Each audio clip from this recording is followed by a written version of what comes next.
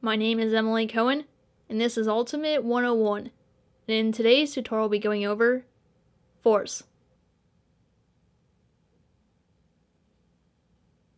Alright, so force is a pretty big deal in Ultimate. It's one of the biggest foundations and impacts every play in the game. It determines where we stand defensively and where we want the thrower to throw to. Today we'll be going over force from a defensive perspective, but it also impacts offense as well. At the end of this video, I have some blank examples where you set up everything yourself, so stay for that. Okay, so when a team uses force, they will either call home or away. Home and away describe the side of the thrower to mark. Home is when you are marking the side of the thrower where you are facing toward your stuff on the sideline. Away is when you are marking the side of the thrower that is facing away from your stuff on the sideline. So this right here is a home force because you're facing toward your sideline. Within every mark, there's a force side and a break side. The force side is the side you are trying to make the thrower throw to. You are forcing them to throw in this direction. The break side is the side that you don't want them to throw to. In order for them to get to this side, they have to break your mark, so it's the break side. This is an away force. You're facing away from your sideline. This is the force side. This is the break side. Anything that goes into the marking side is a break. It can also look something like this. While marking straight up may seem like the best position because it feels like you're putting a lot of pressure on the thrower, it doesn't usually end up doing very well because the thrower is able to throw in both directions and requires the defense to cover this entire area. The offender can run both to the left and to the right. So if the defender is here, all they have to do is cut to the right and they are extremely wide open. The defense just has absolutely no chance, whereas when you mark on one side, it forces you to throw in one direction and allows the defense to set up to defend that. Okay, so where does the rest of your defense set up? You position yourself on the opposite side of the mark to try to get the offender back to the break side because that's where they can't get it. So the correct placement for this mark will be like this. So they are all defending the open side, which is what you want. As long as the mark does their job, no matter how wide open they are here, they will never get the disc because they are on the break side. In order for the force to work, everyone has to line up correctly. If the mark is incorrect like this, all of these people are going to be extremely wide open, which is not what you want to do. Or if even one or two defenders line up out of place, it's just as bad. This person is now super wide open, and you're probably going to give up a whole bunch of yards at best. Okay, so if you play against an H-stack, the concept is exactly the same. So I want you to tell me, where do the defenders line up here? I'll give you a few seconds to think about it. Okay, here's the answer. If you said like this, you are correct.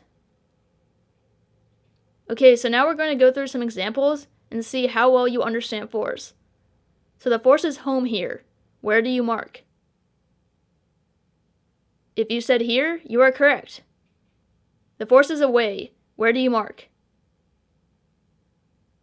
If you said here, you are correct. The force is home. Where do you mark?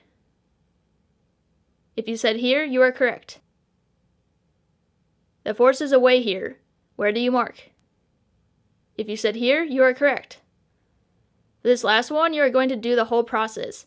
You're going to place the mark, pick the force side and the break side, and set up all the defenders. The force is away. Where do you mark? If you said here, you are correct. Now pick force side, break side, and set up the rest of the defenders.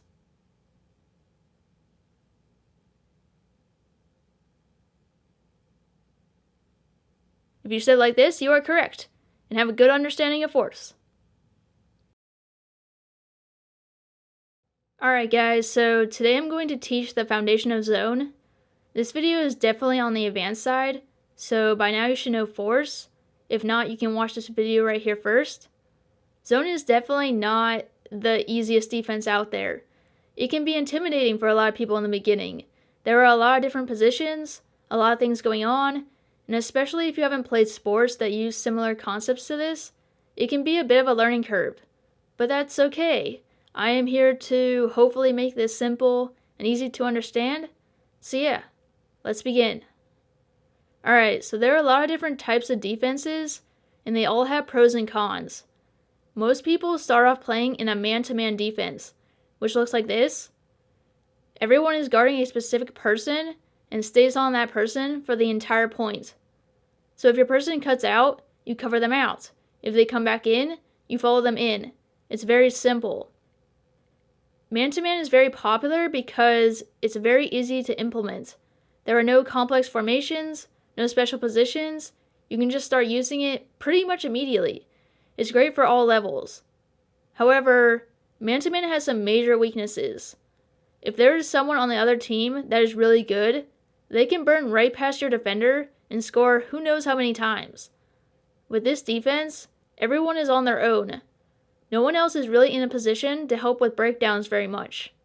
So a better solution to this would be to play a zone where players are guarding space instead of one specific person. This eliminates specific matchup problems and makes the defense work as a whole. So now, if this person tries to get the disc, you now have a person back to help contain them. With this defense, it makes it significantly harder for one player to do all the scoring. It forces other players to have to make plays. This formation is what I consider the base form of zone. It doesn't really have a name. You could call it a 3-3-1 or a pure zone, but it's where everyone is just guarding space, and there's not a whole lot of other strategy going on.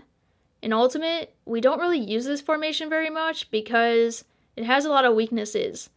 The most popular form of zone in Ultimate is called a cup and uses a press technique on the thrower. A standard cup is made up of 3 people guarding the thrower, but they have to make sure they do not violate double team regulations. It is a double team if a defensive player other than the mark is within 10 feet of the thrower. If you don't know what that means, I have a video that goes over the rules and this in a lot more detail that you can check out. The cup's job is to apply pressure on the thrower and to force the disc in a specific direction. The first thing you need to do if you are playing in the cup is to figure out what force your team is playing. You can force to the right, the middle, or the left. The force will change depending on team preferences and strategy. The cup is responsible for marking for the entire point. So if the disc is thrown here, the cup comes over and marks here. If it gets thrown here, they come over and mark here. And if it gets thrown here, they come over and mark here. Hopefully you don't get broken as badly as that last throw, but that is the foundation of how the cup moves. Alright, so let's learn what the rest of the positions do. So a standard cup defense will have the cup, 3 mids, and a deep. This is where the zone concept comes in. The mids and deep are responsible for defending throws that enter their space and adjusting forward and back depending on where the throw goes. Here's what it looks like all together. Cup moves to thrower, mids and deep hold their space.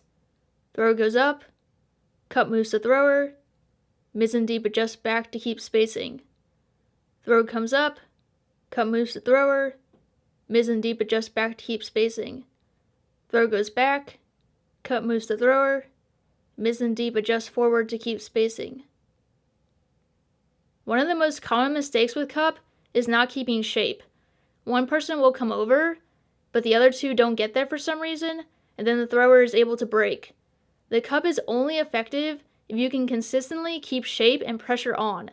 As a mid, you really don't want to come down and take this person unless you have a good reason to.